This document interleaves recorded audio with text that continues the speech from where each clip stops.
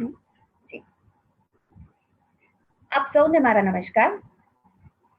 હું આવા doctor Baba Saheb Ambedkar open university વતી नारी सप्तक श्रेणीना આજના બીજા દિવસે આપ સૌનું સ્વાગત કરું છું. आज हम सबको मार्गदर्शन देने के लिए हम सबके बीच में एक सक्षम और बहुत ही विशाल नारीत्व सभर व्यक्ति जिन्होंने मैग्सेसे अवार्ड प्राप्त किया है, पद्मश्री पद्म भूषण श्रीमती इलाबेन भट्ट जी हमारे समक्ष उपस्थित है. मैं आपका स्वागत करती हूँ मैडम. खूब खूब स्वागत है आपका. Doctor Baba Saheb Ambedkar open university की हमारी खुद की सक्षम वाइस चांसलर मैडम आदरणीय प्रोफेसर अमी उपाध्याय जी, वो भी एक नारीत्व सभर मूवी है, हम सबकी वडील और नेता है. मैं आपका स्वागत करती हूँ ma'am. Doctor Baba Saheb Ambedkar open university के सभी लोग जो आज हम सबके साथ जुड़े हैं, मैं उन सबको थोड़ी सी एक ब्रीफ आंबेडकर यूनिवर्सिटी के बारे में कुछ बातें बताना चाहूंगी जल्दी से. आंबेडकर यूनिवर्सिटीની ટેગલાઇન છે સમય અને સ્થળના બંધનોથી મુક્ત એવું શિક્ષણ. આજના કપરા સમયમાં આ શિક્ષણને આ વાક્યને સાકાર કરવા માટે અમે લોકો તત્પર છીએ. આજે અમારા સક્ષમ નેતૃત્વના કારણે અમે લોકો ઓનલાઈન એડમિશન શરૂ કરી શક્યા છે. આખા ગુજરાતભર અને ગુજરાત બહારના પણ વિદ્યાર્થીઓ જે इच्छुक છે એડમિશન લેવા, जो प्रवेश लेना चाहते हैं हमारी यूनिवर्सिटी में, जो गुजरात के बाहर भी हैं, उन सबको हम ऑनलाइन एडमिशन के थ्रू एडमिशन दे पा रहे हैं, जिसमें उन लोगों को सिर्फ 3 डॉक्यूमेंट सबमिट करने होते हैं. वो जैसे ही आप वेबसाइट है हम लोगों की www.daou.edu.in उस पे जाएंगे तो आपको मिलेगी. સાથે સાથે વિદ્યાર્થીગણ જે અમારી સાથે જોડાયેલા છે, આપ સૌ માટે મટીરિયલ વિભાગ દ્વારા ઈ બુક્સનું ધ્યાન રાખવામાં આવેલું છે અને અપલોડ કરવામાં આવી છે વેબસાઇટ ઉપર. ऑनलाइन क्लासेस પણ અમારા ચાલુ છે, જો વેબએક્સ अलग अलग માધ્યમોથી તેની વિગતો વેબસાઇટ પર અવેલેબલ છે. ઓનલાઈન અસાઇનમેન્ટ પણ મુકાયેલા છે, તો જે વિદ્યાર્થીઓએ પ્રવેશ મેળવેલો છે તે અસાઇનમેન્ટ પણ સબમિટ કરી શકે છે.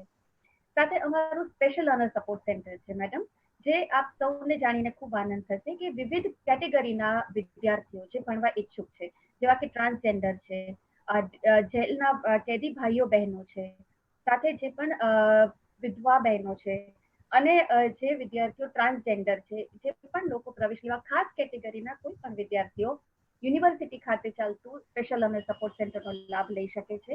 સાથે ગુરુકુલ મોડલ સેન્ટર પણ શરૂ કરવામાં આવ્યું છે, જેમાં યુનિવર્સિટીના અધ્યાપકો ખાસ માર્ગદર્શન આપે છે. આખા ગુજરાતમાં જોડાયેલા કોઈ પણ આંબેડકર યુનિવર્સિટીના વિદ્યાર્થીઓ માર્ગદર્શન મેળવી શકે છે.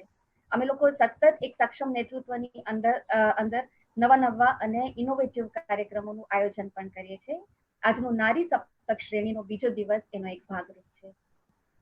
મિત્રો, આજે આપણા સાથે આ શ્રેણીમાં જે આપણા પ્રણેતા છે, એમણે ફરી આપણને આદરણીય પ્રોફેસર અમી ઉપાધ્યાયજીએ એક ખૂબ જ સક્ષમ લેડી સાથે આપણો પરિચય કરાવવા જઈ રહ્યા છે.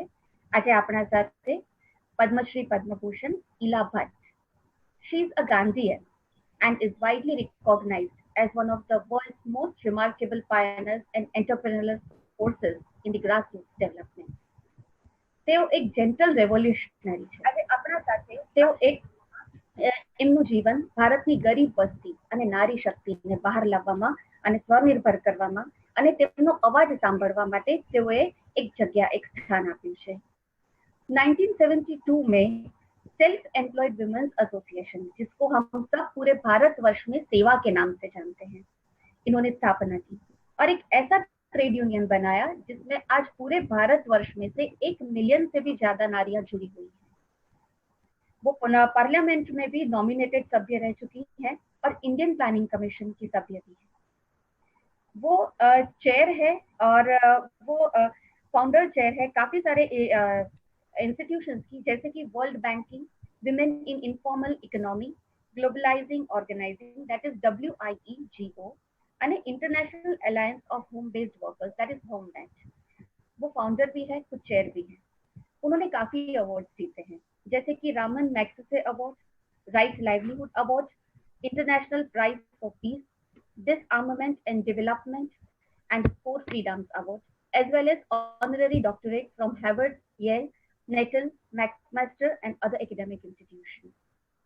તેઓએ વૃદ્ધો માટે ધ એલ્ડર્સ કરીને એક સંસ્થા છે જેના તેઓ સભ્ય પણ છે.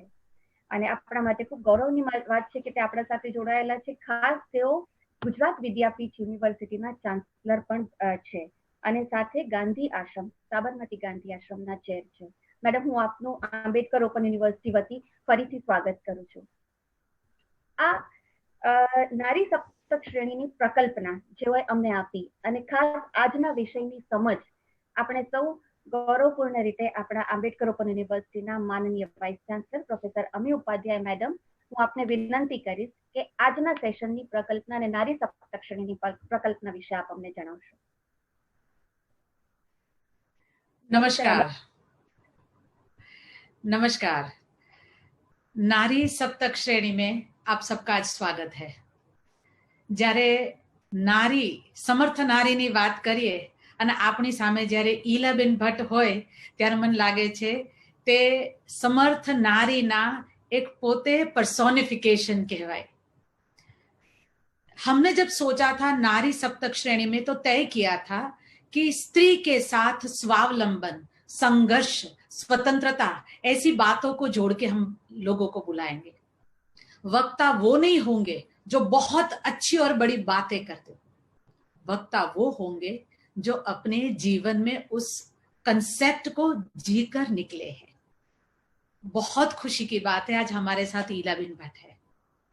ઈલાબેન ભટ્ટને જ્યારે મેં કહ્યું કે સ્ત્રી અને સ્વાવલંબન વિશે બોલીએ, જે સમાનતાના પ્રખર હિમાયતી છે, એમનો પહેલો પ્રશ્ન હતો મારી સામે. સમાનતા હોય કે સ્વાવલંબન હોય, પણ સ્ત્રીની ક્યાં જરૂર છે? આ શું કામ એવું આવ્યું કે જ્યાં આપણે સ્ત્રી અને સ્વાવલંબન કહીએ ત્યાં સ્ત્રી અને પુરુષને જુદા પાડીએ છીએ. જ્યારે હ્યુમન બીઈંગ તરીકે સમાન છે તો એક સ્વાવલંબનની જ વાત કરીએ. We know it very well that self-dependence, independence plays very vital role when we talk about women empowerment.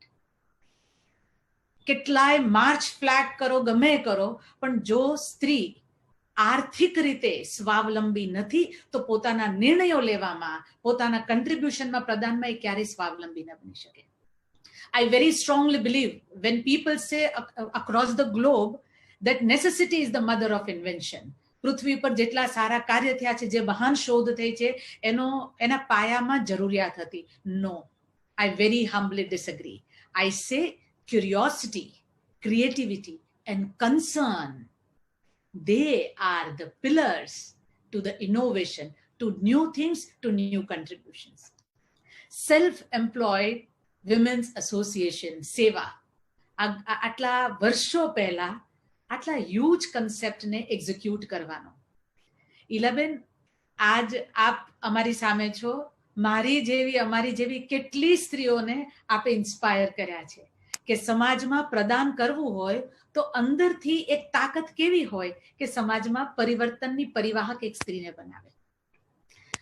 આજે અમારી જેવી ઘણી બધી સ્ત્રીઓ એવું સમજતી હશે કે આ સ્ત્રી ત્યાં પહોંચી એ ખૂબ નસીબદાર છે તે પહોંચે. જ્યારે હકીકતમાં ઈલાબેન નસીબદાર છે એટલે અવોર્ડી બન્યા એવું નથી હોતું. તેની આગળ ઘણી બધી એક સંઘર્ષ યાત્રા મોટી છે. હું ઈચ્છું છું કે એક ઈલાબેન આજે ઘણા બધા ઈલાબેન તૈયાર થાય એવું સંબોધન કરે, સ્ત્રીઓને ઇન્સ્પાયર કરે. આજે ઈલાબેન, આપને વિનંતી છે સમગ્ર યુનિવર્સિટી પરિવાર વતી કે આજે આપણી સાથે જોડાયેલી જેટલી બહેનો છે એને આપ થોડીક માહિતી આપો. सबसे पहली बात, ये सेवा, सेल्फ एम्प्लॉयड विमेन्स एसोसिएशन, ये सेवा का जब कंसेप्ट आपके मन में आया वो कैसे आया? How did you visualise it? ऐसा क्यों ऐसा हुआ? दूसरी बात, जब ये कंसेप्ट मन में आया तब तक आज सेवा जो समाज में प्रदान कर रही है, innumerable women are empowered today because of सेवा. तो ये सारी जो यात्रा यहाँ तक की रही, उस यात्रा में कैसे कैसे संघर्षों का सामना ईलाबेन को करना पड़ा. और I very strongly believe, because I have been brought up in a kind of a family, that family plays very vital role in shaping of women's mind, thought process. तो आज आप जो कुछ भी है, तो आपके परिवार में जब आप बेटी थी तब से आपका ब्रिंगिंग अप किसी एक तरीके से हुआ होगा, जिसमें गांधीयन आइडियोलॉजी का भी काफी प्रभाव रहा होगा। तो वो आपका ब्रिंग, क्योंकि आज कितनी माताएं देख रही है तो उन्हें पता चले कि घर में बेटी को जब ईलावन बनाना होता है तो कैसा वातावरण दिया जाता है।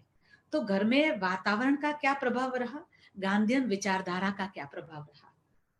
और इस सब के बाद में आज जितनी मेरी बहन बेटियां, मेरी विद्यार्थिनी सब जो देख रही हैं, उन्हें आप अपना एक संदेश दीजिए कि इलाबेन क्या कहना चाहते हैं सभी नारियों को।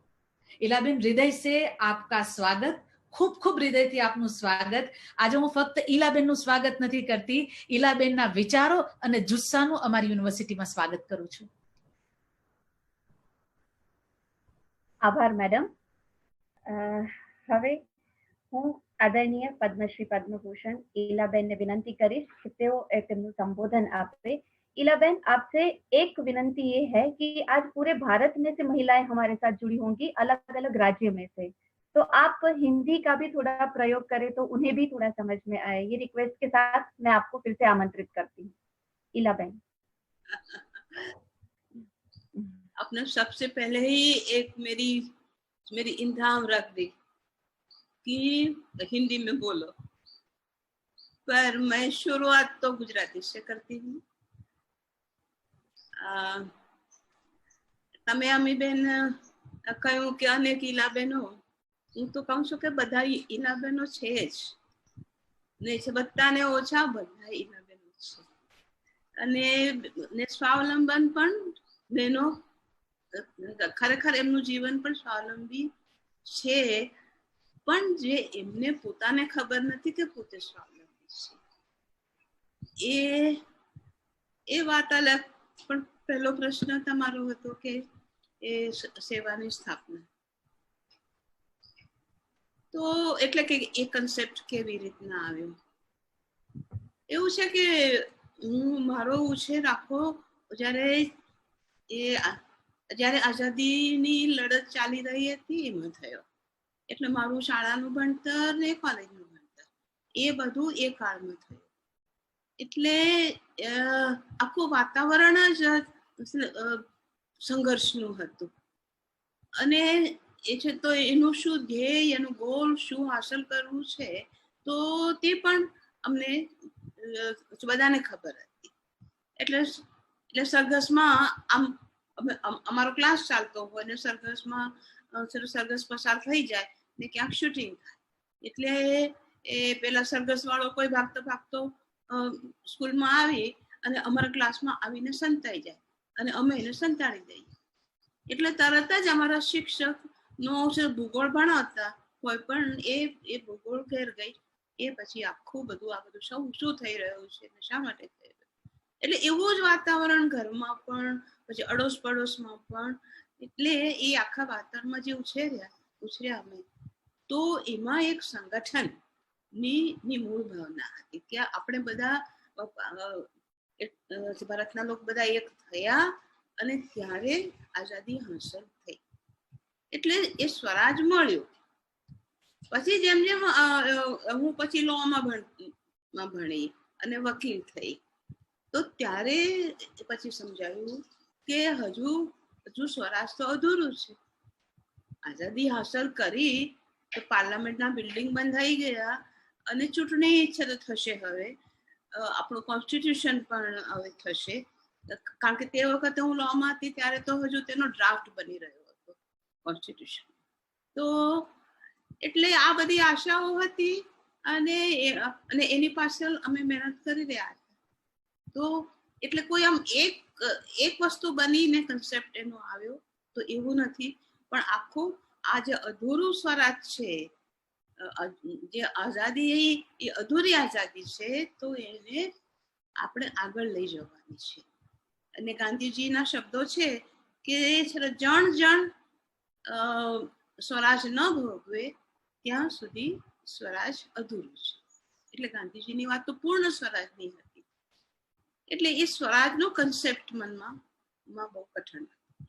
ને બીજું હતું કે ગરીબાઈ, એ ગરીબાઈ ના પણ એવા બધા પ્રસંગો બન્યા કે જેને કારણે મને ગરીબાઈ શું તે સમજાયું। 1950માં સૌથી પહેલો આપણું સેન્સસ આવ્યું, તો આઝાદ તો આઝાદ બન્યા પછી જે પહેલું સેન્સસ, તો તેમાં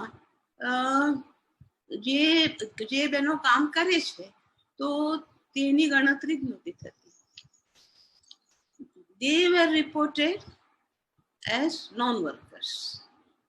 હું ત્યાં હાજર હતી ગામમાં ને ઇન્સ્પેક્ટર, સેન્સસના ઇન્સ્પેક્ટર આવ્યા ને પેલી બેન ગાય દોતી હતી. હું પેલી બેન જોડે વાત કરતી તો એને સવાલ પૂછ્યો કે બેન શું કામ કરો છો? તો બેને કીધું કે કઈ નહીં, આ તમે જુઓ છો ને. અને પેલા એ લખી દીધું કે નોન વર્કર. આગળ જતા મને સમજાયું કે આ બેન ગાય દોવે છે, એનું જે દૂધ છે તો તે બજારમાં જશે, એ ડેરીમાં કલેક્ટ થશે, પ્રોસેસ થશે, પેકેજિંગ થશે, પછી એ માર્કેટમાં જશે અને ત્યાં એ છે તો વેચાશે. અને આપણા ગામમાં જ્યારે એ પેકેટ આવશે ત્યારે આપણે પણ એ દૂધને આપણે પૈસા આપીને ખરીદીશું. તો જે આખું ડેરી સુધી જવું તે બધું જીડીપીમાં નોંધાયું. જે કઈ આવક બજારમાંથી થઈ તો તે નેશનલ ઇન્કમમાં રેકોર્ડ થયું. પણ એ બેન જે દૂધ દોતી थी, she is not a worker. इन्हें उसको कामदार तरीके से उसका रिकॉर्ड नहीं. And since she was not recognised, she was not recorded, so naturally she would not be protected. એટલે એના માટે તો કોઈ કાયદો હોય નહીં. એટલે અને અમે સેલ્ફ એમ્પ્લોયડ જેવું. એટલે આ જે કન્સેપ્ટ હતો, પણ એ કન્સેપ્ટ પણ ધીરે ધીરે આવ્યો. પણ જે ગાંધીના વિચારોમાં અમે એટલા રંગાયેલા હતા એ વખતે, એટલે જ્યારે જોડાયા ત્યારે LLB થઈ ને ગાંધીએ કીધેલું કે જે ભણો તે તમે સમાજ માટે વાપરો. એટલે પછી હું મજૂર મહાજન સંઘ, આપણા મિલ કામદારોનું જે યુનિયન, ટ્રેડ યુનિયન, તેમાં હું જોડાઈ અને ત્યાં વકીલાત તરીકે કામ કર્યું. પણ એ વકીલાતનું કામ પણ કરતા કરતા આગળ એ પણ સમજાયું કે હું કોર્ટમાં હોઉં અને પણ હું તો સ્ત્રી હતી. એટલે બધો મારો કેસ ને મારા આર્ગ્યુમેન્ટ્સ બધું સાંભળે, રેકોર્ડ થાય, જજમેન્ટ પણ લખાય. તો બી છેલ્લે પછી મને કે કાલે તમારા વકીલને લઈને આવજો. એટલે ભાઈ હું વકીલ તારીખ કેસ તો મેં બધું કર્યું, પણ હું સ્ત્રી હતી. એટલે ત્યારે તો બહુ મુશ્કેલી હતી, કારણ કે સ્ત્રીઓ માટે જુદા ટોયલેટ્સ પણ નહીં, અને તમે કઈ સાડી ને કઈ રંગનો બોર્ડર પહેર્યું છે, અને તમે છે તો આમ કેવા એનાથી રૂઆબથી બોલી શકો છો ને એવું બધું ક્ષુલ્લક વાતો જ નોંધાતી. સંઘર્ષ તો ઘણા બધા, સંઘર્ષ તો પણ એને આપણે સંઘર્ષ માનીએ તો એ સંઘર્ષમાંથી જ તો આપણી શક્તિ પેદા થાય છે. જેને અત્યારે એમ્પાવરમેન્ટ કરીને એને એક બોક્સમાં મૂકી દીધું છે. પણ empowerment is not a noun. Empowerment is a verb. It is a process. એટલે તમે જેમ જેમ લડત કરતા જાઓ અને તે તમે સમજણપૂર્વક જેમ તમારા પોતાના એમ કહો કે અધિકાર માટે કે તમારે પોતાની કમાણી વધારવા માટે, તમારા વેજીસ વધારવા માટે, તો એ બધું એને તમે સ્વાવલંબન કહો કે જે કહો, પણ એ જે આખો પ્રોસેસ છે, ધેટ ઇઝ એમ્પાવરમેન્ટ. એટલે આપણે ગુજરાતીમાં એને સ્ત્રી શક્તિકરણ કે છે. એટલે એ શબ્દ બરાબર છે. Empowerment is not the right. Anyway, એટલે જેમ આપણે સંઘર્ષમાં અનેક જાતના હોય છે, એમાં મારે એક વસ્તુ કહેવાની કે સંઘર્ષ છે ઘરના લેવલથી માંડીને તો પછી ગામના લેવલ, તમારી નાત જાત હોય તો એ છે તો વિધિન યોર કોમ્યુનિટી નાત જાત ભેગો હોય, પછી ડિસ્ટ્રિક્ટ લેવલ પર પણ છે તો લડત આવે. જ્યારે તમે ગામમાં હો તો ત્યારે એ તો ખેડૂત જે હોય જેની જમીન ખેતીના જમીનના માલિક હોય તેની સાથે થાય. પછી તમે તો એ આખું જોડાયેલું હોય છે એ છે તો કાયદા સાથે. તો તમે એ પછી જિલ્લા સુધી આવો તો ત્યાં કલેક્ટરના લેવલ ઉપર તમારે એ આવે સંઘર્ષ. પછી તમારે છે તો કોર્ટમાં જાઓ તો ત્યાં સંઘર્ષ આવે. પછી ઇન્ટરનેશનલ પણ આવે, કારણ કે મોટાભાગના બધા કન્સેપ્ટ એ તો કમનસીબે એ બધા તો પરદેશથી આવેલા છે, બધા વેસ્ટર્ન છે. અને ઘણી બધી મેથડ્સ પણ જે કામ કરવાની છે તે પણ આપણી યુનિવર્સિટીઓમાં ભણાવે છે તે પ્રમાણે એ પણ બધી વેસ્ટર્ન મોટાભાગની હોય છે. જોકે એમાં તો ઘણો ફેરફાર આવ્યો છે, પણ એટલે સંઘર્ષ તો અનેક જગ્યાએ છે. અને સંઘર્ષમાં તમે સ્ત્રી હો તો આપણે પોતે પણ એટલા મજબૂત નથી હોતા, એટલે એ છે તો થોડા પાછા પડીએ, પણ છતાં પણ હિંમત હોય ને આત્મવિશ્વાસ હોય અને જે કોઝ લીધું એમાં તમને પૂરી શ્રદ્ધા હોય તો તમે જરૂર તો બોલી શકો છો. અને આપણને ધીરે ધીરે આત્મવિશ્વાસ આવતા, એટલે એક ફાયદો પણ છે સ્ત્રી હોવાને કારણે કે આપણી ક્રેડિબિલિટી વધારે છે. સ્ત્રીઓની, હું એક જનરલ જ વાત કરું કે સ્ત્રીઓની વિશ્વસનીયતા એટલીસ્ટ ભારતમાં તો ખરી જ. બીજા દેશોની એટલા કોન્ફિડન્સ હું નહીં કહું, પણ વિમેન કેરી હાયર ક્રેડિબિલિટી. હું મારા અનુભવમાં કહું તો યુનિયનમાં અમારે જ્યારે પણ ધારો કે વેજીસ માટે લડત હોય તો મિનિસ્ટર સાથે મીટિંગ હોય અને ટ્રાયપાર્ટેટ હોય હંમેશા, એટલે ત્રિપક્ષી એમ્પ્લોયર્સ પણ હોય ને અને વર્કર્સના યુનિયન પણ હોય અને સરકાર પોતે પણ હોય. તો ત્યારે અમે તો રેપ્રેઝેન્ટેટિવ યુનિયન ન હોવાથી તો બીજા યુનિયન હોય. હવે એને આ બધા કાગળ વીણનારા જે અમારા મેમ્બર કે ઘરે બેસીને બીડી રોલ કરનારા અમારા મેમ્બર કે બજારમાં શાકભાજી વેચનારા અમારા મેમ્બર, તો એ બધાના તો આ બધા મોટા યુનિયનોને તો એ બધાની કશી ખબર જ ન હોય, કારણ કે they are only related with formal sector of the economy, not the informal. અમારા યુનિયન પણ અમારી લડતમાં સંઘર્ષમાં એટલું બળ હોય અને એને જે વિશ્વાસ પેદા કર્યો હોય, તો માલિકો હોય એ મીટિંગ ભલે ને મિનિસ્ટર બેઠા હોય પણ ના કે આ મીટિંગમાં નહીં છે તો સેવા કેમ નથી. સેવા આવે ત્યારે અમે વાત કરશું. તો મિનિસ્ટર પૂછે કે કેમ એવું, તો એ કે છે તો સેવા જે કહેશે એ તો સાચું કહેશે. એટલે લડત બહુ કરીએ. અમારા કોર્ટમાં કેસ ચાલતા હોય પણ છતાં એ છે તો માલિક જ્યારે ખરે વખતે એ તો વિશ્વાસ આપણો જ કરે. એટલે ત્યાં હું મૂલ્ય ઉપર ભાર મૂકવા માંગુ છું કે આપણે આપણી જે લડત, જે રચના સંઘર્ષ એ રચનાત્મક હોય, સાથે સાથે રચનાત્મક કામ પણ કરતા હોઈએ અને એ સચ્ચાઈ પૂર્ણ, કદી પણ જૂઠું બોલેલું ના હોય. આપણી બી ભૂલ હોય તો આપણે ખુલ્લા કહીએ. અને આ ગરીબ બહેનોને, શ્રમિક બહેનોને જૂઠું બોલતા આવડતું બી નથી. એને આવડે જ નહીં કે કેવી રીતના કયો આમ તેમ બધું એ કરવું. એટલે તમે સંગઠન બહુ જરૂરી છે અને મૂલ્ય આધારિત સંગઠનની જરૂર છે. અને એને કારણે અને બહેનો હોવાને કારણે એ જળવાઈ રહ્યું છે.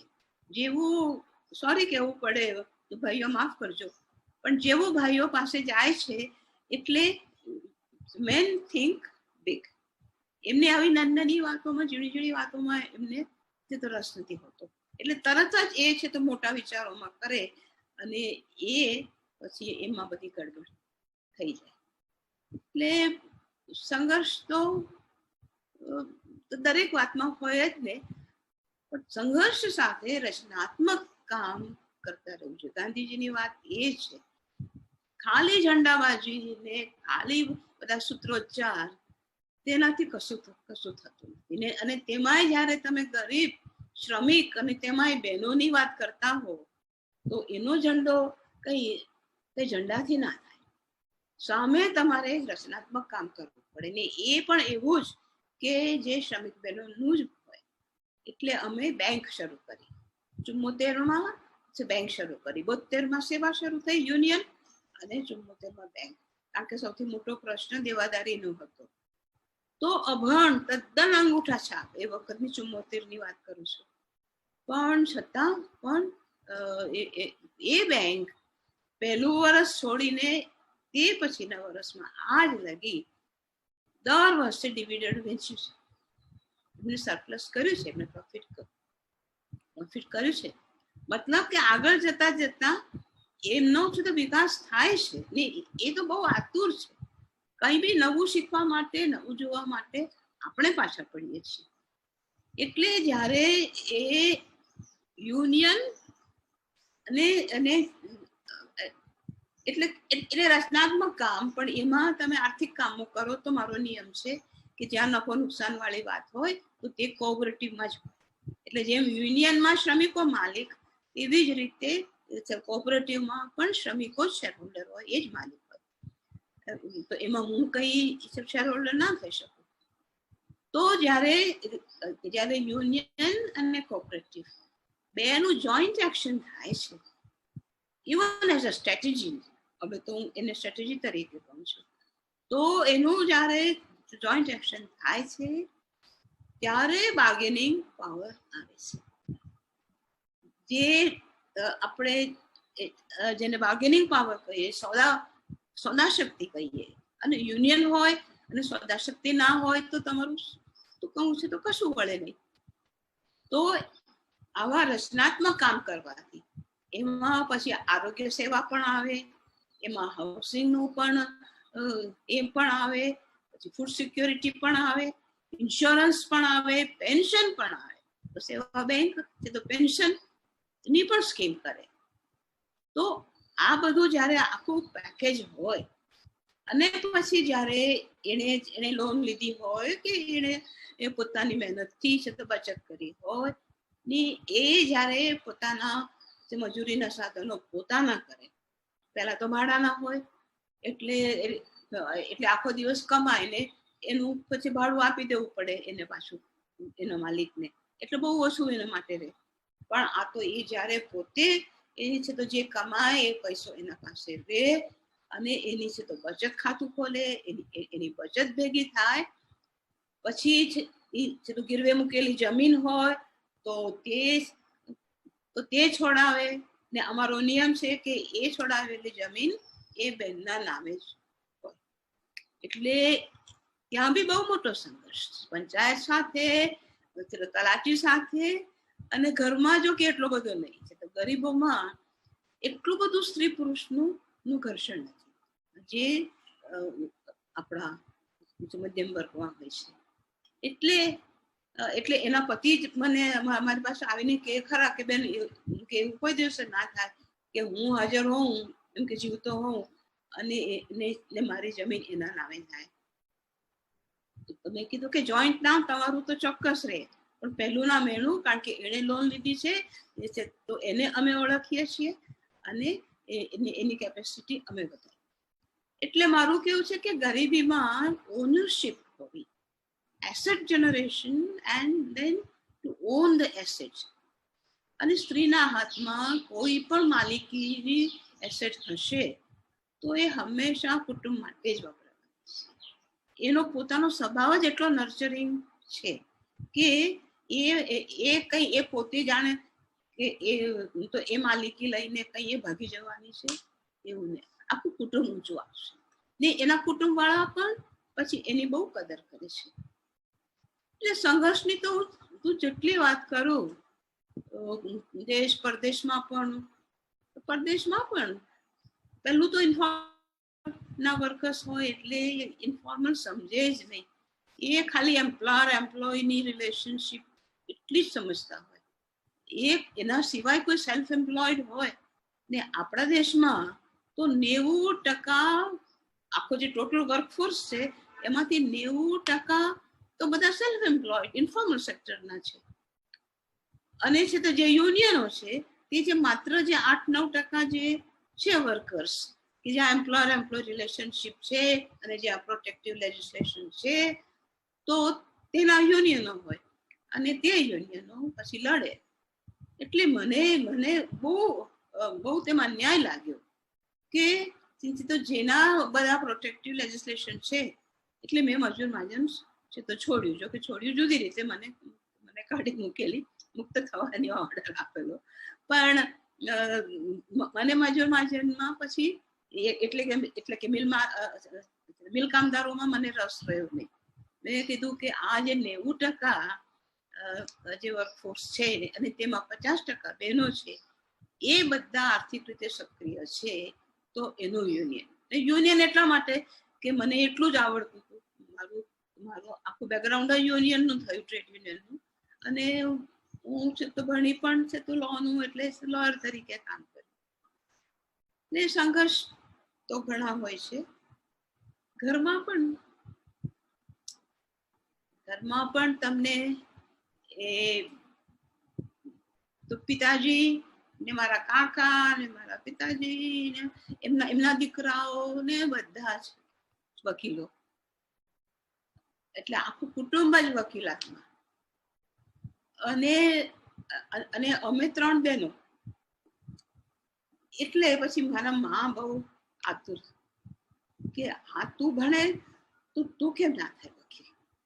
એટલે હું પછી વકીલાતનું ભણી, અને પછી પેલું ગાંધી વિચારનું એટલું બધું આમ છવાઈ ગયેલું ને તે વખતે નવી આવેલી, એટલે એનો પણ ઉત્સાહ.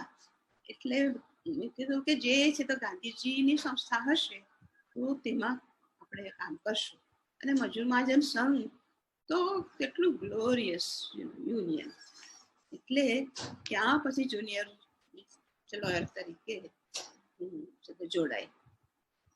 પણ છે ત્યાં સુધી બાકી મારા મા બાપને એમ કે આટલું બધું ભણાઈને હવે છેવટે આ ઝુંપડપટ્ટીમાં ને ગામડાઓમાં કામ કરે છે, ને આ બધા સાફ સફાઈ વાળા અને વેચનારા અને એ બધા જોડે કામ કરે, આટલા માટે ભણાવી હતી.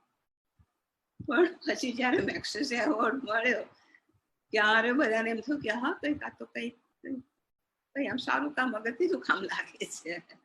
આ તો હું વાત કરું છું, આપણો સમાજ પણ એવો છે. અને તમે મને શું પૂછ્યું છેલ્લો સવાલ? છેલ્લો જ ને, આટલું તો બસ બરાબર. સ્ત્રીઓને સંદેશ એક આપનો. એ મને થયું કે હું લખીને તૈયાર કરું, પણ મને ફાવ્યું નહીં. પણ હું બહેનોને એમ કહું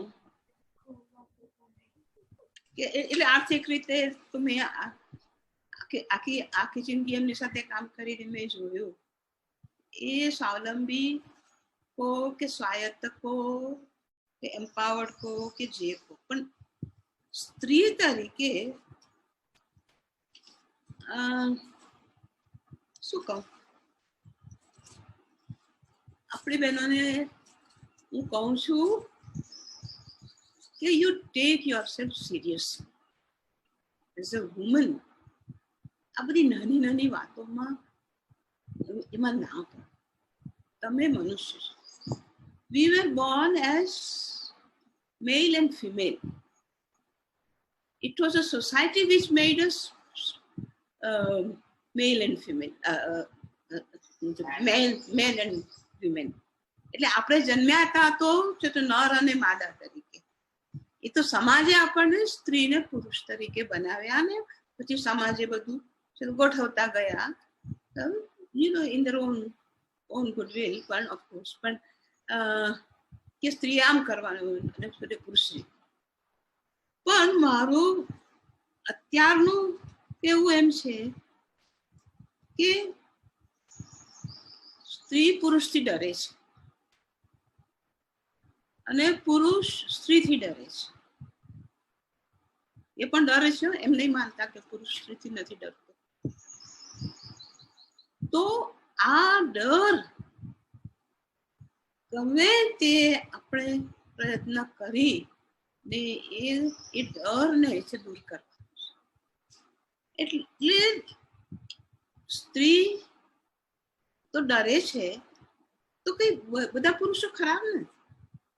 50% માંથી અને 60% મોટા ભાગના પુરુષો તો સારા જ હોય છે. તો પુરુષોએ મદદ કરવી જોઈએ બહેનોને, કે તમે અમારાથી ડરો નહીં. શું કરવા ડરો છો? તો અમે કઈ જંગલી કોઈ વરુ છીએ કે તમને ફાડી ખાવાના છીએ? ના, સાચી વાત. અને સ્ત્રીઓએ પુરુષોનો હાથ પકડી અને કહેવું પડે કે તમે અમારાથી ડરો નહીં. તમે તમારી મોટી મોટી મહેચ્છાઓમાં અમે વચ્ચે આડે આવવાના નથી. Because men perceive women as seductress. એ જે આખો જે દેહાતનો વાત છે સ્ત્રીને, એને કારણે ડર થાય છે. અને એ સમજી શકાયું છે, કારણ કે સ્ત્રીના શરીરનો એની અનિચ્છાથી ઉપયોગ થાય છે અને એનું પરિણામ જે આવે છે એ એને એકલી સહન કરવાનું આવે છે, અને એમાં સમાજ પણ મદદ નથી કરતો. તો આ સમાજમાં જન્મેલું કોઈ બાળક એ કોઈ ગેરકાયદેસર હોય જ નહીં. There cannot be any child as illicit child. એ છે તો સમાજનું સંતાન છે. તો એને આવા બધા સામાજિક સિક્કાઓ મારી અને પછી આવા બધા ડરને વધારે ને વધારે સ્થાપિત કરતા જવા. તો આ બધું સ્ત્રીએ પોતે સમજી અને પુરુષને એના મિત્ર, એના સાથીદાર તરીકે સમજવું જોઈએ. નહીં તો આ દુનિયા 50% સ્ત્રીઓ છે, 50% પુરુષો છે. એ બે એકબીજાનો હાથ ઝાલીને, એકબીજામાં વિશ્વાસ રાખીને જો આગળ પગલા નહીં ભરે તો આ દુનિયા આગળ કેવી રીતે જશે? How will it progress? તો જો સાથે નહીં રહેતો. એટલે મારે એક વસ્તુ એ કહેવાની છે, અને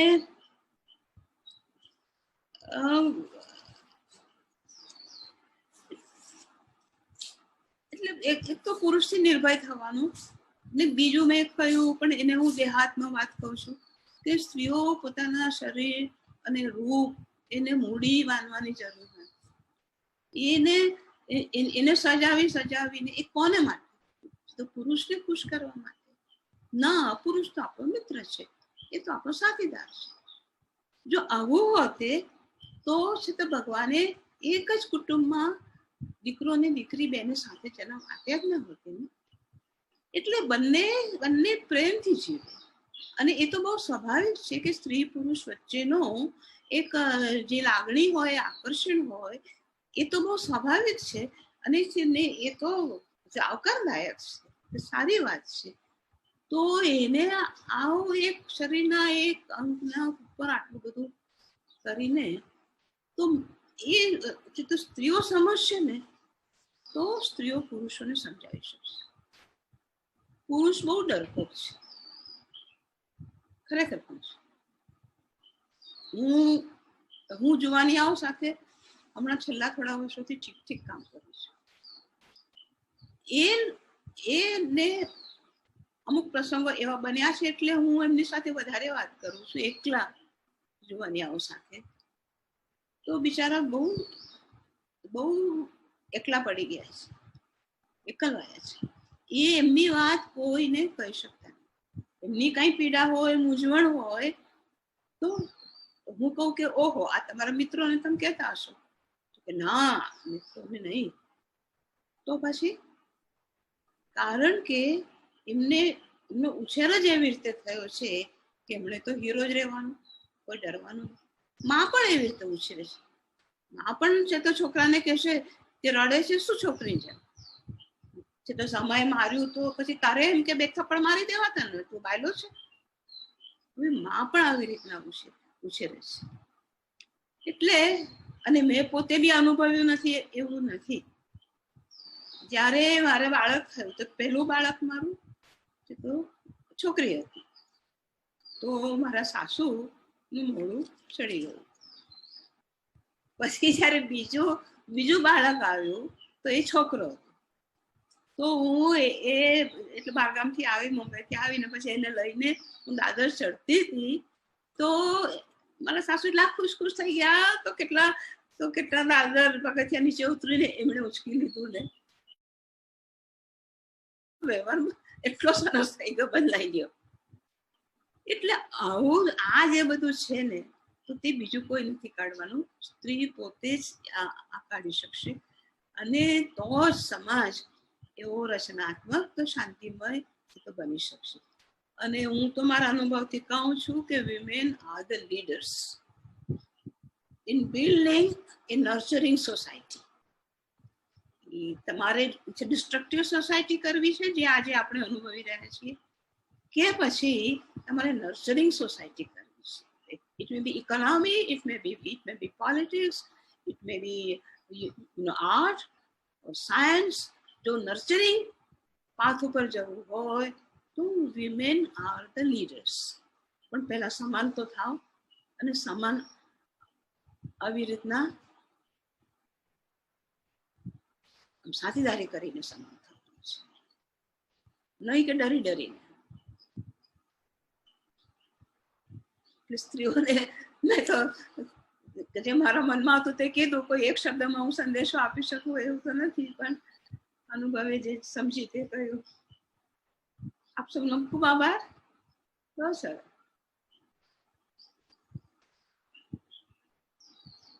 ખૂબ આભાર આદરણીય ઈલાબેન. આપે ખૂબ સુંદર અને સરળ ભાષામાં અમને સૌને પ્રોત્સાહિત કર્યા છે. ઈલાબેન, આપનો પ્રભાવ એટલો સરસ છે કે અમારી પાસે સતત ઘણા બધા પ્રશ્નો, લોકો આપે આપની સ્પીચમાં ઘણા બધા પ્રશ્નોનો ઉત્તર આપી પણ દીધો અનાયાસે. અને તો પણ અમુક પ્રશ્નો છે, જો આપની પરમિશન હોય તો હું આપને અમુક પ્રશ્નો પૂછી શકું જે પાર્ટિસિપન્ટ તરફથી જ આવેલા છે. જેવું આવડશે તેવું કહીશ. મેડમ, એક પ્રશ્ન છે કે આપને ઘણા બધા અવોર્ડ મળેલા છે, જેમ કે મેક્સેસે અવોર્ડની વાત કરીને મેં શરૂઆતમાં આપના પરિચયમાં પણ ઘણા બધા અવોર્ડ કીધા. તો કોઈ એક વ્યક્તિ કે કોઈ એક બાબત જેને આપ આ બધા અવોર્ડની દિશામાં જે આપ ગયા એનો શ્રેય આપવા માંગતા હો? હું સમજી રહી, સોરી. આપને જે અવોર્ડ મળ્યા છે આટલા બધા, એનો શ્રેય આપ આપની જીવન યાત્રામાં કોઈને આપવાનો થતો હોય તો કોને આપશો? અમારી બહેનો ને, બીજા કોને? એમને તો કર્યું છે, ઓછું કર્યું છે મારાથી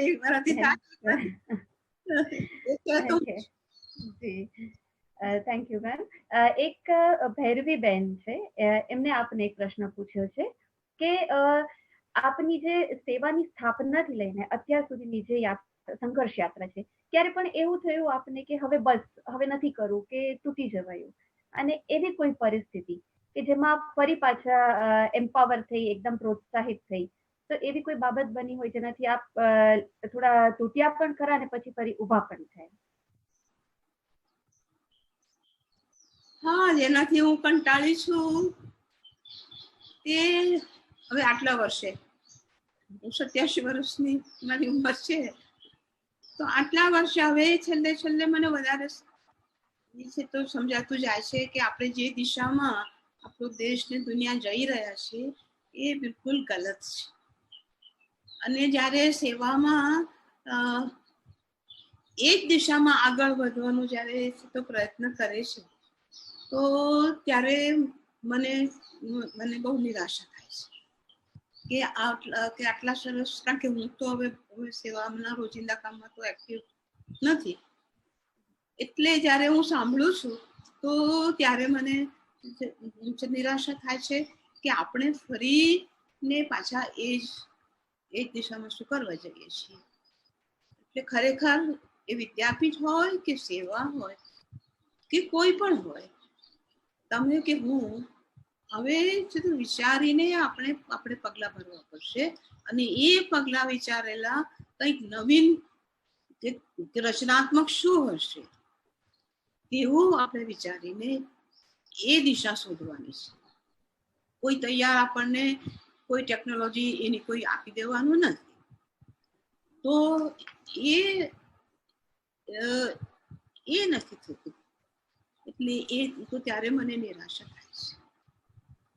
અને બહુ ખુશ થાઉં જ્યારે અમારી બહેનો પોતે જ બધાના રસ્તાઓ શોધી કાઢે અને નામો બી આપી દે ને એ તો એ લોકો તો એટલા હવે મોટા જાણે કે એ થઈ ગયા છે ને, જાણે રાષ્ટ્ર પ્રમુખ ના હોય તે રીતે બધાના પ્રમુખ જ હોય. એટલે આ મીટિંગ મળી હોય તો પ્રમુખ તો એક જણ ને હોય ને, પણ પછી બધા જ પોતે જ આમ પ્રમુખની રીતે જ વર્તે ને એવી જ રીતે વાત કરે અને મિનિટ્સ પણ પછી લખાવડાવે. પણ એટલે તારે હું બહુ ખુશ થાઉં. મેમ આપ આખા ભારત દેશમાં 1 મિલિયન જેટલી જે કહેવાય છે કે બહેનો સાથે જોડાયેલા છો, તો જ્યારે વિમેન્સ રાઇટ્સની વાત આવે તો વિમેન્સ રાઇટ્સની વાત આ પેટ્રિયાર્કલ સોસાયટી છે. ગુજરાતની બહાર આપણે જોઈએ તો ઘણા સ્ટેટ્સમાં આપણને એ બાબત જોવા મળે. તો ત્યારે આપને કોઈ સંઘર્ષ કે તકલીફ પડી હોય છે એ લોકોને એમના હકો વિશે માહિતગાર કરવા કે જાગૃત કરવા? તો એમાં જ આખી જિંદગી ગઈ ને. હાજી મેમ. સ્ત્રી તરીકે મેં અનુભવ્યું. અમારા બીજા કલીગ્સ થોડા પણ એ અને સાથે છે તો જે બધા મેમ્બર્સ જે આપણી શ્રમિક બહેનો, તો તે લોકો સરખું જ કામ કરે પણ એમને સરખો વેજ નહીં, પણ એ વેજ માટે ક્યારે લડી શકે કે first she is recognised as a worker. તમે જુઓ, એક વખતે અત્યારે લાલ લાઇટ ને એવું નહોતું તો પોલીસે આમ હાથ કર્યો આપણે વિક્ટોરિયા ગાર્ડન પાસે, તો આમ હાથ કર્યો એટલે બધા વાહનો અટકી ગયા. હાથ લારી હતી તો સ્ત્રી પુરુષ પતિ પત્ની બંને હતા, તો તે બંને એ અને આખી લોડેડ હતી પટ્ટે ભારે ખામ, ને જેવો પોલીસે હાથ કર્યો એટલે એના બંને ઘૂંટણો આમ વળી ગયા અને બંને ઘૂંટણો એના તૂટી ગયા. તો હું મારા સ્કૂટર ઉપર હતી. તો એ વખતે અમદાવાદમાં અમે બે જ બહેનો સ્કૂટર ચલાવતા હતા. તો મેં સ્કૂટર બાજુ પર મૂક્યું અને કહ્યું કે ના, પછી એને છે તો પાસે જ આપણે વાડીરા હોસ્પિટલ તો તેમાં દાખલ કર્યા.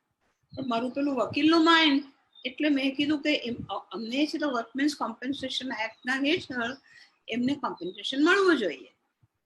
એટલે પછી લેબર કોર્ટમાં હું કેસ લઈ ગઈ.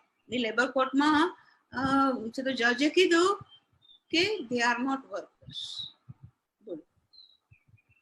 એ આખી ભારે લારી કોઈ બીજાની એ બીજે ડિલિવર કરવા આખો જે બોજ હતો એ જતા હતા ને બીજાને માટે કામ કરતા હતા ને they were going to pay, but they were not workers. મને તો એટલો બધો ગુસ્સો આવ્યો. એટલે એ સંઘર્ષમાંથી કે આ તેનો અધિકાર છે. પહેલી તો વાત તો એ જ વર્ષો સુધી લડવું પડ્યું કે વી આર વર્કર્સ. હવે છે તો બદલાયું છે. હવે હું પાર્લામેન્ટમાં હતી તો તે વખતે હું કાયદો લાવી હતી વેન્ડર્સ માટે, સ્ટ્રીટ વેન્ડર્સનો.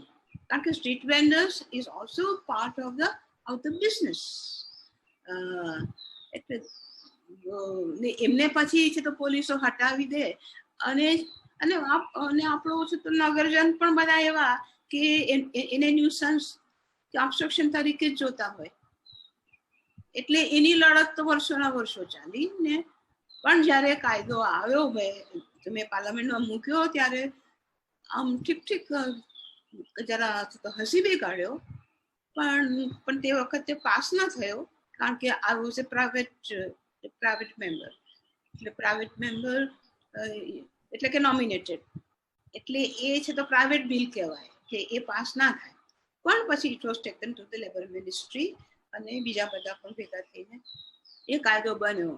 તો તેમાં જે natural market, what is a natural market? ત્યાં આગળ જ્યાં લોકો રહેવાસીઓ જ્યાં વસતા હોય તો ત્યાં સ્વાભાવિકપણે જ એક માર્કેટ થવાનું છે. કે જ્યાં મંદિર છે, ભદ્રકાળી છે, મંદિર છે, તો ત્યાં આગળ છે તો માર્કેટ તો એક નાનું થવાનું જ છે, વેન્ડર્સ બેસવાના જ છે. તો એ નેચરલ માર્કેટનો હક છે કારણ કે એ વર્ષોથી આ પ્રમાણે બેસતા આવ્યા છે અને એ સ્વાભાવિક છે. તો એને કાયદેસર કરીને અમે છે તો લાવ્યા. એટલે અત્યારે એ નેચરલ માર્કેટના મુદ્દા પર અમે લડી શકીએ. તો કેટલા બધા vendors who are all economically active and supposed to be small business people. એટલે આવા પણ અધિકારો નું અમારે આમ સીધું સ્ત્રી પુરુષનું છે પેલા લડવાનું નથી આવતું, પણ અમારે આખો મેક્રો લેવલ ઉપર આખા જે કન્સેપ્ચ્યુઅલી હવે છે તો પુરુષો જો છે લારી કે સાયકલ પેલું મોટરસાયકલ ચલાવતા હોય તો તે માન્ય, અને તમને ખબર નહીં પણ શરૂઆતમાં છે તો સ્ત્રી મોટરસાયકલ ચલાવતી હતી તો તે માન્ય નહોતું. પણ એવી લડતો અમે છે તો લીધી નથી, પણ અમે આખી ક્લાસ બેસિસ પર લડત લીધી. એટલે એવા અધિકારોને. Thank you madam. એક લાસ્ટ ક્વેશ્ચન આપને હાજી એક પૂછે કે વિની દત્તાજી કરીને પ્રશ્ન આવ્યો છે. she is asking that what would you like to advise to women who are facing problems and how to get strength, how do they need and how to get strength? Advice? who are facing problems, અત્યારે પણ હાલ જે તકલીફો ભોગવે છે, ઘણી બહેનો છે જે કદાચ સેવા સાથે નથી જોડાયેલા પણ ભારત દેશમાં, એમને આપ શું એડવાઇસ કરશો અને એમને કેવી રીતે સ્વનિર્ભર થવું કે સ્ટ્રેન્થ મેળવવી? Women who are facing problems but are not with seva, what would you advise? હા બધાને જ એમને શું તમે સલાહ આપશો? બસ એ જ વસ્તુ કે તમે સિરિયસલી વિચારો, તમે માતા થશો, તમે પરણીને સાસરી જશો, તો જે અધિકાર પુરુષોના છે એ જ અધિકારો સ્ત્રીઓના પણ છે. એટલે પાર્લામેન્ટમાં જે ઇસ્યુઝ આવે છે કે સમાજમાં જે ઇસ્યુઝ આવે છે, કોર્ટમાં જે ઇસ્યુઝ આવે છે, એ જેટલા પુરુષોના છે એટલા જ એ ઇસ્યુ સ્ત્રીઓના પણ છે. એટલે અલગ નહીં પાડો. સ્ત્રીઓના ઇસ્યુઝ જુદા, પુરુષોના ઇસ્યુઝ જુદા, એ અલગ નહીં પાડો. પણ બને એટલું પુરુષોને સ્ત્રીઓના ઇસ્યુઝ સમજાવો પણ અને તો પુરુષોના ઇસ્યુઝ પણ આપણે સમજીએ. એટલે કઈ રીતે આપણે એકબીજા સાથે મળીને કોઈ પણ ઇસ્યુનો હલ કરીએ, એ જ મને સૌથી વધારે મારી સૌને વિનંતી છે. અલગ કોઈ ચીજને અલગ નહીં. આપણે બધા એકબીજાથી અનુબંધિત છીએ, એકબીજા સાથે બંધાયેલા છીએ. આપણે જાણીએ કે ના જાણીએ, આપણે જોઈએ કે ના જોઈએ, એ વગર આ દુનિયા ચાલતી જ નથી. તો એ અનુબંધ તો મોટામાં મોટું સ્ત્રી ને પુરુષનો છે, અને એમાંથી જે આખું ફેમિલીનું સર્જન થાય છે. તો એને તમે તો જે પૈસાદાર હો કે ગરીબ હો કે મધ્યમ વર્ગના હો કે આ કોમના હો કે તે કોમના હો, પણ બધા માટે આપણે એક સરખા જ છીએ ને એકબીજા સાથે ગૂંથાયેલા છીએ. એકનું ભલું તે તો તેમાં બીજાનું ભલું સમાયેલું જ છે. તો તમને ખબર પડે કે ના પડે, બસ આટલું જ મારે ખાસ કે વિચારો. Just think meaningfully, think correlatedly, think together. So then you will be able to act something meaningful. આભાર ઈલાબેન. અંતમાં અમી મેડમ એક ક્વેશ્ચન આપના માટે છે. Doctor V J. Ramani is asking Ami madam that how can this seminar be useful for women empowerment in modern context? First of all, when matter comes to modern context and ancient context, I think if I'm not mistaken, Elaben is here, that women empowerment comes from within. It has much to do with the spirit within. So it is whatever the context, external situations may keep on changing.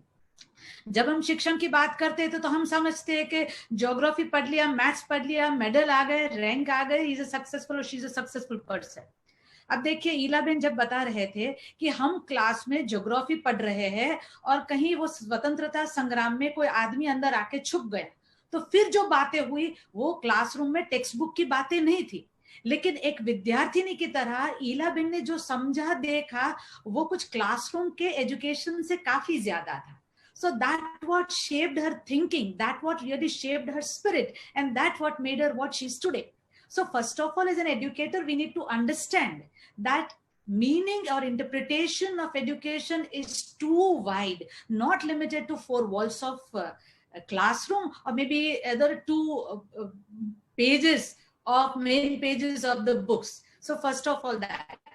Second, ईलाबेन ने जैसे बताया कि the external, many a times as a woman we are so concerned that what the other people are thinking about us, how men would accept us, how would they appreciate our beauty. So we are so engrossed in external stuff, and unfortunately because of that we have paid very least attention to the inner stuff.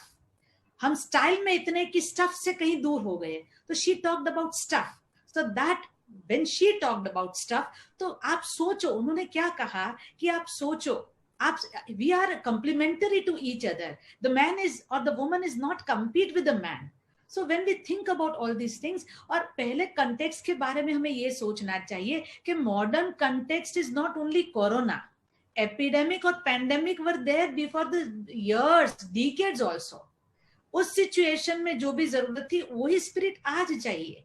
10 साल या 15 साल बाद में कोई pandemic होगा तो वही spirit की जरूरत है. तो स्त्री आज की हो, 50 साल पहले की हो, 100 साल पहले की या 100 साल बाद की, अंदर की जो इटर्नल वैल्यूज, स्पिरिट की जो बात आती है वो सभी कंटेक्स्ट में एक सी होती है. आज पूरे अपने वक्तव्य में, संबोधन में ईलाबेन ने काफी जगह पर स्त्री की संवेदनशीलता उसकी स्ट्रेंथ है ऐसा बताया है कि आप कंसर्न है, आप संवेदनशील है, वो आपकी स्ट्रेंथ है. आप में समझ है, वो आपकी स्ट्रेंथ है. ट्रिवियल में आप एनग्रोस मत कीजिए, छोटी छोटी बातों में समय व्यतीत मत कीजिए. अपना परिवर्तन अपना जीवन का दिए है. तो मुझे लगता है मॉडर्न कंटेक्स्ट में आप कोई भी समय ले लीजिए, और वो भी गांव में बैठी एक लड़की हो या बहन हो, या आज हम काफी शिक्षित वर्ग से है, वो सब है. आज काफी अध्यापक भी जुड़े हुए हैं, तो जिन्होंने ये प्रश्न किया उनसे मैं ये भी कहूंगी कि आज जितनी शिक्षित बहनें अध्यापक है, डॉक्टर है, कहीं जगह पर बैठी है शिक्षित होके, ईलाबेन के माध्यम से आज हमने ये सोचा कि ईलाबेन ने अपने शिक्षण का उपयोग समाज के परिवर्तन में किया. अपनी जैसी कितनी स्त्रियों को अपना हाथ देकर आगे लाए. तो आज हम अध्यापक है, हम कहीं जगह पर बैठे हैं, अगर हम शिक्षण से, सुविधा से सज हैं तो हम कितनी बहनों को मदद कर सके. उनको अपने में जितनी संभावना है, आज ईलाबेन ने कहा कि सशक्त हर कोई अंदर से है, संभावना हर किसी में है, बस उस संभावना को प्लेटफॉर्म ईलाबेन ने दिया. तो आज हम स्त्री जहां पर बैठे हैं, can we help other women to realize their own potential? I think this such lecture series would help those women to realize their own potential.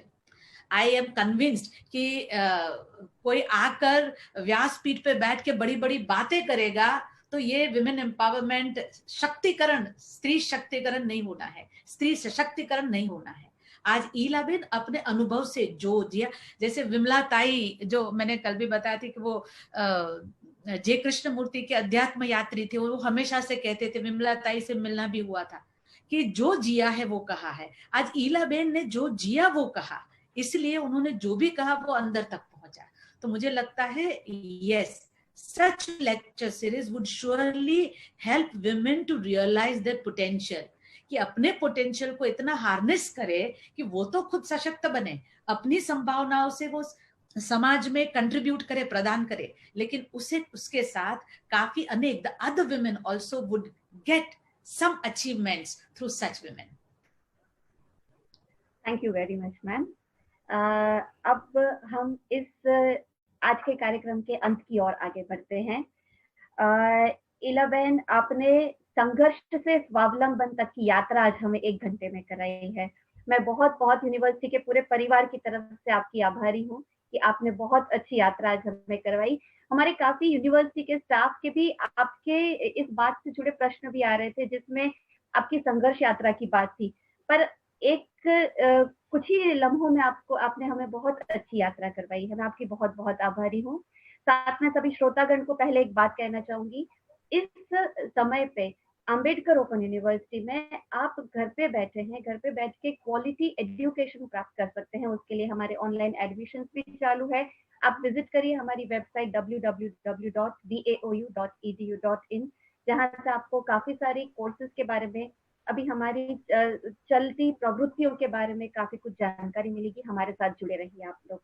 और बाबाबेन, सब स्त्रियों को ये भी बताइए, जी, सभी स्त्रियों को ये बताइए कि हम काफी ऐसे कोर्सेज लेके, सर्टिफिकेट और डिप्लोमा लेके आ रहे हैं जो एज ईलाबेन ने बताया, जो स्त्रियों को स्वावलंबन की, आर्थिक स्वावलंबन की ओर ले जाएगा। तो वो ज्यादातर हमारे ऐसे कोर्सेज को भी ज्वाइन करें। और काफी सारी नए कोर्सेज लेके हमारी यूनिवर्सिटी हर थोड़े थोड़े समय में आप सबको एक नॉकिंग करती रहेगी, जिससे एक बहुत अच्छा वातावरण इस समय, संकट समय में भी हमें मिलता रहे। स्पेशल ऑनर सपोर्ट सेंटर की बहुत अच्छी बात हमने, और गुरुकुल मॉडल सेंटर की बात की है हमने आप लोगों से। आप लोगों को और ईलाबेन, आपसे खास अनुरोध है कि सेवा के माध्यम से जुड़ी जितनी भी बहनें हैं, जिन्हें आगे पढ़ने की इच्छा है, हम सब यूनिवर्सिटी की तरफ से तैयार है उनको पढ़ाने के लिए। आप जहां भी है वहां वो बहनों को हम पढ़ाएंगे। हमारी ऑनरेबल वाइस चांसलर मैडम की तरफ से मैं कमिटमेंट आपको दे रही हूँ, क्योंकि she is always there for women. मैं बहुत बहुत आभारी हूँ हमारी आदरणीय प्रोफेसर अमी उपाध्याय जी का, जो इस श्रेणी की प्रणेता रही है। आज मैडम वापस आपने हमें स्वावलंबन यात्रा करा के दूसरा दिन हमारा सफल कर दिया। मैं सभी पार्टिसिपेंट्स की आभारी हूँ जिन्होंने आज इस श्रेणी में हमारे साथ रहकर काफी प्रश्न भी पूछे, काफी एक्टिव भी रहे। मैं चैट बॉक्स में भी देख रही थी, सब बहुत तारीफ कर रहे हैं, बहुत बातें कर रहे हैं कि बहुत अच्छा सेशन रहा। ईलाबेन, आपका जो महत्व है वो हम चैट बॉक्स में कंटिन्यूअस देखते जा रहे थे कि लोग क्या आपके बारे में सोचते हैं। Ami madam, thank you very much for arranging this session for us. I thank all the participants who are interacting with us and participated in the session. हम कल फिर से मिलेंगे। कल हमारे साथ निवेदिता जी, पद्मश्री निवेदिता जी जुड़ी रहेंगी। 1 घंटे में हम उनको सुनेंगे और उनके साथ बातें भी करेंगे, तो काफी सारे प्रश्न भी पूछेंगे।